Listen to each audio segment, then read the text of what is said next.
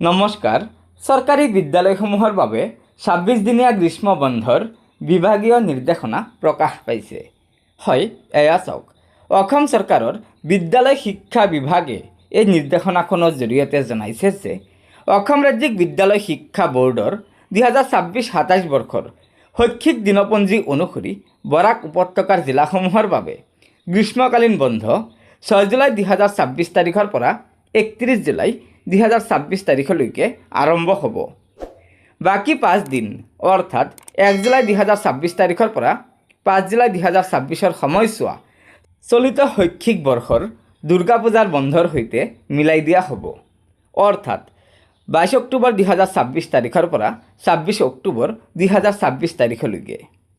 গতিকে কাছৰ হাইলাকান্দি শ্ৰীভূমি জিলাৰ সকলো প্ৰাথমিক, উচ্চ প্ৰাথমিক, উচ্চতৰ মাধ্যমিক বিদ্যালয়সমূহৰ গ্ৰীষ্মকালীন বন্ধ ৬ জুলাই ২০২৬ তাৰিখৰ পৰা ৩১ জুলাই ২০২৬লৈকে কাৰ্যকৰী হ'ব।